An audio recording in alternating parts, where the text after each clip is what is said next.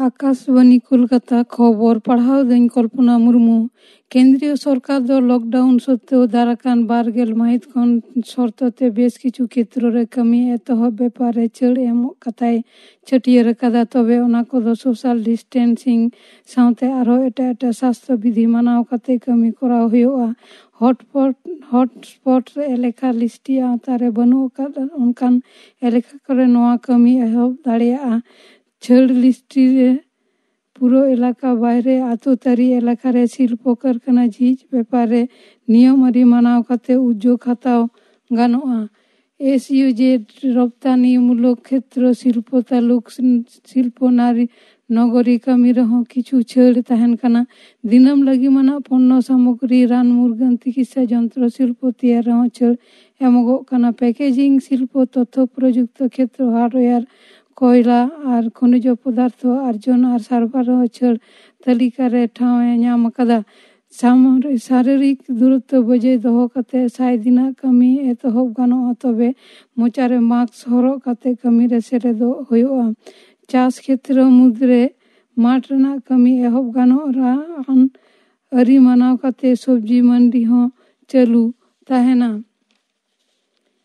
Parliament mid हफ्ता रे केंद्रीय प्रत्यक्ष कर परिषद से सीबीडीटी दो 1.5 लाख करदाता को प्राप्य 4,209 करोड़ टाका फेरत एमो कमी एहब कादा। पार्लियामेंट हफ्ता रे संस्थाय सदर कादा कोविड-19 छाड़ा परिस्थिति मुकाबला रे 9 लाख टाका धाबिते फेरते नाम उनकान करदाता रिफांड उसारा मेटाव का हुयोआ। गोटा विश्व रे ने हाबिते कोविड-19 ते प्राय 12 लाख जना हड़ को लहजुरी काना गय काना को 1,54,000 खन हो जस्ती बेस काना को 9 लाख खन हो जस्ती। मार्किन युक्तराष्ट्र रे 3,54,000 को लहजुरी काना गय काना को 12,000। स्पेन रे को गय काना 12,000 लहजुरी काना को 1,20,000। चीन रे को लहजुरी काना 12,000 भागी काना को प्राय 11,000 जना। पाकिस्तान रे 3,000 को लहजुरी काना और गय काना को 111 जना। बांग्लादेश रे दो लहजुरी काना को 1,250 जना गय काना को 9 जना।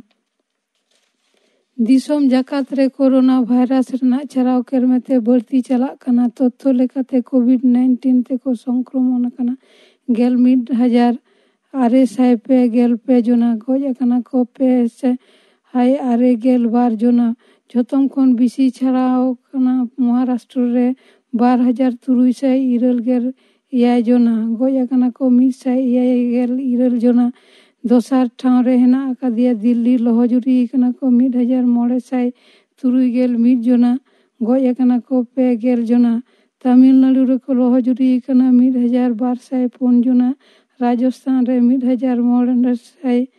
उत्तर प्रदेश रे 5,9 जना। केरल रे 5,9 जना को लहजुरी काना 211 जना को भागी काना गय काना को 2 जना। पश्चिम बांग्ला रे नावा करते आरो 11 जना नोवेल कोरोना भाइरस से को लहजुरी काना गय काना को 1 जना भागी कान को उनको बत काते 122 जना वर्तमान रे जुदे जुदे अस्पताल रे चिकित्सा चला कान ताकोआ। हलानो पनत मुख्य सचिव राजीव सिन्हा नोय सदर कादा आरो मेना कादा ने धाबिते 5,000 खनो बिसी हो राज्य सरकार क्वारेंटाइन सेंटर करे लजरदारी रे हेना आकाद कोआ। नते केंद्रीय स्वास्थ्य मंत्रक हिसाब लेकाते पनत रे मोट लहजुरी रेखा 211 जना। आंतर्जातिक आर्थिक संस्था IMF दो कोविड-19 मुकाबला रे भारत लॉकडाउन छटिये सपोर्ट कादा। संस्था रेन एशिया और प्रशांत महासागरीय अंचल रेन अधिकर्ता चेंग यान री मेन कादा अर्थनीति रेना स्रोत गति ताहन सत्त्वेও लॉकडाउन छटिये काते भारत अंतत साहसी पांथाय साब कादा। पनो सरकार दो दाराकान 1 मे खन चाषी को ठेन खन सरासरि हुड़ो तुमले एतहवा जमा दफ्तर मंत्री मनतान ज्योतिप्रिय मल्लिक आले ठेने सदर कादा जे 3 लाख मेट्रिक टन हुड़ो तुम रेना जो सुंदर हताओ कना। আলিপুরদুয়ার, কোচবিহার, বীরভূম, পুরুপ আর পশ্চিম বর্ধমান, বাঁকুড়া, পুরুলিয়া, ঝাড়গ্রাম, পুরুপ আর পশ্চিম মেদিনীপুর জেলাᱨᱮ ᱛᱮᱦᱮᱧ ᱛᱟᱨᱟᱥᱤᱧ ᱠᱷᱚᱱ ᱥᱤᱸᱜᱟᱹᱲ ᱢᱩᱫᱽᱨᱮ 30 ᱠᱷᱚᱱ 40 ᱠᱤᱞᱳᱢᱤᱴᱟᱨ ᱨᱮᱥᱛᱮ ᱦᱟᱫᱟᱨ ᱦᱚᱭ ᱚᱴᱟᱝ ᱥᱮᱱ ᱫᱟᱲᱮᱭᱟᱜᱼᱟ, ᱥᱟᱶᱛᱮ ᱥᱮᱨᱢᱟ ᱡᱟᱹᱲᱤ ᱦᱚᱸ ᱦᱩᱭ ᱫᱟᱲᱮᱭᱟᱜᱼᱟ ᱢᱮᱱᱛᱮ ᱟᱞᱤᱯᱩᱨ ᱦᱚᱭ ᱦᱤᱸᱥᱤᱫ ᱫᱚᱯᱛᱚᱨᱮ ᱥᱚᱫᱚᱨ ᱟᱠᱟᱫᱟ। ᱠᱷᱚᱵᱚᱨ ᱯᱟᱲᱦᱟᱣ ᱫᱚ ᱱᱚᱰᱮ ᱜᱮ ᱢᱩᱪᱟᱹᱫ ᱮᱱᱟ।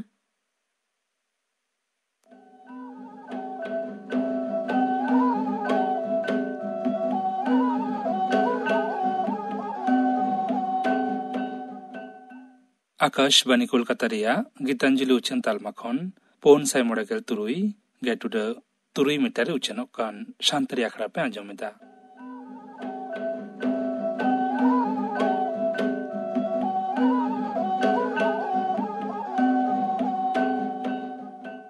नितो आजम ताबन पे मालती टुडू और साउथन कोआ माँ मोड़े सेरें।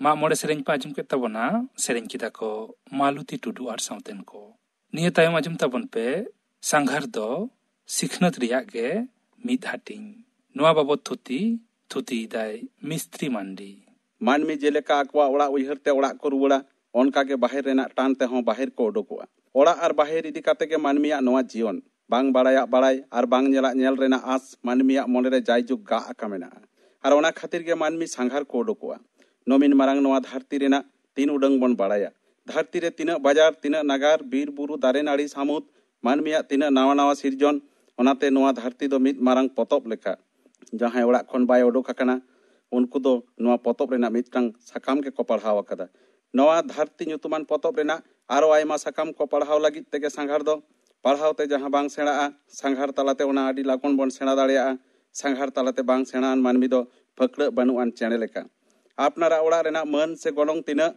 ᱚᱱᱟ ᱫᱚ ᱥᱟᱸᱜᱷᱟᱨ ᱛᱟᱞᱟ ᱛᱮᱜᱮ ᱵᱟᱲᱟᱭᱚᱜᱼᱟ। ᱛᱮᱦᱮᱧ ᱠᱷᱚᱱᱟᱜ ᱥᱟᱭ ᱥᱟᱭ ᱥᱮᱨᱢᱟ ᱢᱟᱲᱟᱝ ᱟᱵᱚ ᱱᱚᱣᱟ ᱵᱷᱟᱨᱚᱛ ᱫᱤᱥᱚᱢ ᱨᱮ ᱯᱳᱭᱞᱳ ᱩᱛᱟᱹᱨ ᱥᱟᱸᱜᱷᱟᱨᱤᱭᱟᱹ ᱞᱮᱠᱟᱛᱮ ᱦᱮᱡ ᱞᱮᱱᱟᱭ ᱢᱮᱜᱟᱥᱛᱷᱮᱱᱤᱥ, ᱚᱱᱟ ᱛᱟᱭᱱᱚᱢ ᱯᱷᱟᱦᱤᱭᱟᱱ, ᱦᱤᱣᱮᱱᱥᱟᱝ, ᱚᱞᱵᱮᱨᱩᱱᱤ ᱮᱢᱟᱱ ᱠᱚᱠᱚ ᱦᱮᱡ ᱟᱠᱟᱱᱟ। ᱱᱩᱠᱩ ᱫᱚ ᱥᱟᱱᱟᱢ ᱠᱚᱜᱮ ᱵᱤᱫᱮᱥᱤ ᱠᱚ ᱛᱟᱦᱮᱸ ᱠᱟᱱᱟ। ᱱᱩᱠᱩ ᱫᱚ ᱟᱠᱚᱣᱟᱜ ᱥᱟᱸᱜᱷᱟᱨ ᱠᱟᱹᱦᱱᱤ ᱯᱚᱛᱚᱵ ᱨᱮ ᱵᱷᱟᱨᱚᱛ ᱫᱤᱥᱚᱢ ᱨᱮᱱᱟᱜ ᱱᱟᱹᱭ ᱜᱟᱰᱟ, ᱫᱷᱚᱱ ᱫᱩᱨᱤᱵ, ᱟᱹᱨᱤᱪᱟᱹᱞᱤ ᱮᱢᱟᱱ ᱠᱚ ᱟᱹᱰᱤ ᱯᱩᱥᱴᱟᱹᱣ ᱥᱟᱺᱦᱤᱡ ᱠᱚ ᱚᱞ ᱦᱚᱴᱚ ᱟᱠᱟᱫᱟ। ᱥᱟᱸᱜᱷᱟᱨᱤᱭᱟᱹ ᱠᱚᱣᱟᱜ ᱚᱞ ᱠᱚ ᱯᱟᱲᱦᱟᱣ ᱛᱟᱞᱟ ᱛᱮᱜᱮ ᱠᱷᱚᱸᱫᱽᱨᱚᱸᱫ ᱜᱟᱹᱠᱷᱩᱲᱤᱭᱟᱹ ᱠᱚ ᱟᱹᱰᱤ ᱱᱟᱜᱟᱢ ᱨᱮᱱᱟᱜ ᱠᱟᱛᱷᱟ ᱠᱚ ᱵᱟᱲᱟᱭ ᱧᱟᱢ ᱟᱠᱟᱫᱟ ᱟᱨ ᱯᱩᱥᱴᱟᱹᱣ ᱥᱟᱺᱦᱤᱡ ᱚᱞ ᱥᱚᱫᱚᱨ ᱟᱠᱟᱫ ᱛᱮ ᱟᱵᱚ ᱵᱚᱱ ᱵᱟᱲᱟᱭ ᱫᱟᱲᱮᱭᱟᱜ ᱠᱟᱱᱟ। ᱥᱮᱪᱮᱫ লেখাতে ᱥᱟᱸᱜᱷᱟᱨ ᱨᱮᱱᱟᱜ ᱮᱱᱮᱢ ᱦᱚᱸ ᱵᱟᱝ ᱠᱚᱢᱟ। ᱟᱨ ᱚᱱᱟᱛᱮ ᱥᱟᱸᱜᱷᱟᱨ ᱫᱚ ᱥᱮᱪᱮᱫ ᱨᱮᱱᱟᱜ ᱢᱤᱫ ᱦᱚᱨᱟ ᱠᱟᱱᱟ। ᱥᱠᱩᱞ ᱠᱚᱞᱮᱡᱽ ᱨᱮ ᱯᱟᱲᱦᱟᱜ ᱠᱟᱱ ᱯᱟᱹᱴᱷᱩᱣᱟᱹ ᱠᱚ ᱯᱚᱛᱚᱵ ᱯᱟᱲᱦᱟᱣ ᱛᱟᱞᱟᱛᱮ ᱵᱩᱫ ᱟᱹᱠᱤᱞ ᱠᱚ ᱟᱨᱡᱟᱣ ᱮᱫᱟ। ᱢᱮᱱᱠᱷᱟᱱ ᱚᱱᱟ ᱫᱚ ᱠᱷᱟᱹᱞᱤ ᱯᱚᱛᱚᱵ ᱵᱷᱤᱛᱨᱤ ᱟᱹᱠᱤᱞ ᱜᱮ, ᱯᱚᱛᱚᱵ ᱨᱮ ᱡᱟᱦᱟᱸ ᱯᱟᱲᱦᱟᱣ ᱦᱩᱭᱩᱜ ᱠᱟᱱᱟ ᱚᱱᱟ ᱥᱟᱹᱨᱤᱭᱟ। ᱢᱮᱱᱠᱷᱟन ᱛᱤᱱᱟᱹᱜ ᱜᱟᱱ ᱥᱟᱹᱨᱤᱭᱟ ᱚᱱᱟ ᱫᱚ ᱚᱱᱟ ᱠᱚ ᱡᱟᱭᱜᱟ ᱥᱟᱸᱜᱷᱟᱨ ᱛᱟᱞᱟᱛᱮ ᱟᱯᱱᱟᱨᱟᱜ ᱢᱮᱫ te ᱧᱮᱞ ᱠᱟᱛᱮ ᱡᱚᱛᱷᱟᱛ ᱥᱟᱺᱦᱤᱡ ᱵᱟᱲᱟᱭᱚᱜᱼᱟ। ᱚᱱᱟᱛᱮ ᱞᱟᱹᱭ ᱜᱟᱱᱚᱜᱼᱟ ᱯᱩᱛᱷᱤ ᱯᱟᱲᱦᱟᱣ ᱛᱟᱞᱟᱛᱮ ᱢᱚᱱᱮᱨᱮ ᱟᱹᱰᱤ ᱠᱩᱠᱞᱤ ᱥᱮᱴᱮᱨᱚᱜᱼᱟ ᱟᱨ ᱠᱩᱠᱞᱤ ᱥᱮᱴᱮᱨ ᱞᱮᱱᱠᱷᱟन ᱜᱮ ᱢᱟᱹᱱᱢᱤ ᱵᱟᱦᱮᱨ ᱠᱚ ᱩᱰᱩᱠᱚᱜᱼᱟ ᱥᱮ ᱫᱤᱥᱚᱢ ᱠᱚ ᱥᱟᱸᱜᱷᱟᱨᱟ। ᱱᱤᱛᱚᱜ ᱫᱚᱵᱚᱱ ᱧᱮᱞ ᱞᱮᱜᱮ ᱢᱤᱫᱴᱟᱝ ᱯᱟᱹᱴᱷᱩᱣᱟᱹ ᱥᱟᱸᱜᱷᱟᱨ ᱛᱟᱞᱟᱛᱮ ᱪᱮᱫ ᱵᱩᱫ ᱟᱹᱠᱤᱞᱮ ᱟᱨᱡᱟᱣ ᱫᱟᱲᱮᱭᱟᱜᱼᱟ। ᱫᱟᱹᱭᱠᱟᱹ ᱥᱮ ᱩᱫᱟᱦᱚᱨᱚᱱ ᱞᱮᱠᱟᱛᱮ ᱠᱞᱟᱥ 7 ᱨᱮᱱ ᱯᱟᱹᱴᱷᱩᱣᱟᱹ ᱡᱩᱫᱤ ᱫᱟर्जिलिंग ᱡᱮᱞᱟ ᱥᱟᱸᱜᱷᱟर ᱤᱫᱤ ᱦᱩᱭᱩᱜᱼᱟ ᱮᱱᱠᱷᱟन दार्जिलिंग जिला ᱨᱮᱱᱟᱜ ᱫᱷᱟᱹᱨᱛᱤ ᱟᱭᱳᱣᱟᱜ ᱥᱤᱨᱡᱚᱱ ᱵᱤᱨ ᱵᱩᱨᱩ ᱫᱟᱨᱮ ᱱᱟᱹᱲᱤ ᱮᱢᱟᱱ ᱠᱚ ᱧᱮᱞ ᱠᱟᱛᱮ ᱯᱟᱹᱴᱷᱩᱣᱟᱹ ᱠᱚ ᱥᱟᱶᱦᱮᱫ ᱪᱮᱛᱱᱟ ᱥᱮᱴᱮᱨ ᱟᱠᱚᱣᱟ। दार्जिलिंग जिला ᱨᱮᱱᱟᱜ ᱡᱟᱦᱟᱸ ᱱᱟᱜᱟᱢ ᱥᱮ ᱤᱛᱤᱦᱟᱥ ᱢᱮᱱᱟᱜᱼᱟ ᱚᱸᱰᱮᱱᱟᱜ ᱯᱩᱛᱷᱤ ᱠᱚ ᱯᱟᱲᱦᱟᱣ ᱛᱟᱞᱟᱛᱮ ᱚᱱᱟ ᱠᱚ ᱵᱟᱲᱟᱭ ᱫᱟᱲᱮᱭᱟᱜᱼᱟ। ᱚᱸᱰᱮᱱᱟᱜ ᱚᱛ ᱦᱟᱥᱟ, ᱦᱚᱭ ᱦᱤᱸᱥᱤᱫ, ᱥᱚᱲᱚᱠ, ᱪᱟᱥᱵᱟᱥ, ᱢᱟᱹᱱᱢᱤᱭᱟᱜ ᱟᱹᱨᱤᱪᱟᱹᱞᱤ, ᱨᱚᱲ, ᱦᱚᱨᱚᱜ ᱵᱟᱸᱫᱮ, ᱫᱷᱚᱱᱟᱹᱨᱤ ᱠᱟᱴᱷᱟᱢᱳ, ᱨᱟᱡᱽᱟᱹᱨᱤ ᱠᱟᱴᱷᱟᱢᱳ ᱮᱢᱟᱱ ᱠᱚ ᱤᱫᱤ ᱠᱟᱛᱮ ᱵᱷᱩᱜᱳᱞ ᱨᱮᱱᱟᱜ ᱵᱩᱫ ᱟᱹᱠᱤᱞ ᱠᱚ ᱟᱨᱡᱟᱣ ᱫᱟᱲᱮᱭᱟᱜᱼᱟ। ᱚᱱᱟ ᱵᱮᱜᱚᱨ ᱢᱤᱫᱴᱟᱝ ᱯᱟᱹᱴᱷᱩᱣᱟᱹ ᱵᱤᱱᱤᱰ ᱨᱮ ᱡᱩᱫᱤ ᱫᱟᱬᱟᱱ ᱥᱮ ᱥᱟᱸᱜᱷᱟᱨ ᱨᱮᱱᱟᱜ ᱚᱵᱷᱤᱜᱽᱜᱚᱛᱟ ᱚᱞ ᱢᱮᱱ ᱦᱩᱭᱩᱜᱼᱟ ᱮᱱᱠᱷᱟन ᱟᱹᱰᱤ ᱚᱞᱜᱚᱥᱛᱮ ᱩᱱᱤ ᱯᱟᱹᱴᱷᱩᱣᱟᱹ ᱫᱟᱬᱟᱱ ᱤᱫᱤ ᱠᱟᱛᱮ ᱮᱦᱚᱵ ᱠᱷᱚᱱᱟᱜ ᱢᱩᱪᱟᱹᱫ ᱦᱟᱹᱵᱤᱡ ᱮ ᱚᱞ ᱫᱟᱲᱮᱭᱟᱜᱼᱟ। दार्जिलिंग जिला रे चेद ए नेल केदा नोवा को इदी काते काते गापाते से गुरुजन को चिट्ठी ऑल दाड़ी सेटेराया। दाड़ान रेना खरच पाती को हिसाब जोखा तालाते पाटी गणित रेना अंक होय सेड़ा दाड़ेया।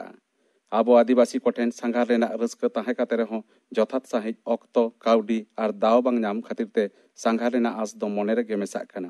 एनते रहो मिदटांग सेरेंज खना बाड़ायोआ तीस रे चोंग फुलिया किन रस्क लेना डुमको जिला नेल लागिद आर ओना तेगे किन सेरेंज लेदा ए फुल देला फुल रेलगाड़ी रे देजो फुल डुमको जिला नेल। उनकिन फुलिया लेकागे आदि ऑक्तो मीटिंग मिचिल जुतुमते आतो दिसोम खना रेंगेज हारकेत सासेत साहाव काते सेटेर आकाना बोन कोलकाता नगरते कोलकाता नेल लागिद। मेनखान उन कम समयते उन मारंग कोलकाता रेना तीन उडंग बोन नेल दाड़े कावदा। काथा रे मेनाआ तीना एम पढ़ाआ उन एम सेड़ाया, ओनकागे तीना एम सांघारा उन एम सेड़ाया। आबो कोड़ा हपन कोदो आदि ऑक्तो कामी खातिर हानते नाते बोन दाड़न काना मेनखान आबोरेन गिद्रा आर ओड़ा रेन कुड़ी हपन कोदो ओनकान दाणा रेना दाव बानुग ताकोआ। ओनाते कुड़ी हपन कोआ एक घेमे जीवन कोटा गिडी लागिद हो सांघार रेना लाक्ति दो मेनाआ। हयतो मिद दिसोम खना आर मिद दिसोम ते सांघार दो बांग सम्भवोआ एनते रहो आबो सोर सोपुर कोरेगे नेल लेखान ठाव को मुद्रे आजोडिया बुरु, पांचित बुरु, सुसुनिया बुरु, पुरी सामुद, दीघा सामुद, कसई आर कुमारी नई तल मिद आकाद गोड़ाबाड़ी डैम नोवा को नेल काते सानाम दुख हारखेत कोटा साहा काते रस्का रेना आहलादो पाचेत मनेरे सेटेरोग गे। नेताजी सुभाष चंद्र बसु, प्रफुल्ल चाकी, मातंगिनी हाजरा, खुदीराम बसु एमान सुसुरिया को कथा बन आंजम आकादा। ओनका के बाड़ायाबन विश्वकवि रवींद्रनाथ ठाकुर तैयार शांति निकेतन, शरद चंद्र चट्टोपाध्याय जानामातो देवानंदपुर, ईश्वर चंद्र विद्यासागर जानामातो पश्चिम मेदिनीपुर जिला रेना बीरसिंह आतो जहाँ रे दो सोर सांगिन हर को हिजुग कना ओना को ठाव लेबेत से नेल लागिद। आर आबो आदिवासी कोरेन हो ओनकागे बंगा बाराबारी हुलगरिया सुसरिया अनलिया अनड़हिया को ताहे कना मेना ताको आकोआ जानामातो नोआ को ठाव दाणा काते बाड़ाय दाड़े आबन ओका लेकान थाचार हे खना उनको को ऑलवेल से लड़ाई लेदा। जेलेका बीर बांटा सिदु कानुआ जानामातो झारखंड पनत सांताल परगना जिला रेना भगनाडीही उल गुलल रेन आयुरी बिरसा मुंडा जानामातो रांची सोर खुंटी थाना उलियातो इंग्रेज को विरुद्ध रे जहां हथियारे साब लेदा। बाबा तिलका मांझिया जानामातो झारखंड पनत भागलपुर जिला रेना तिलकपुर नोआ कोदो नागामी ठाव लेखाते बचावा कना।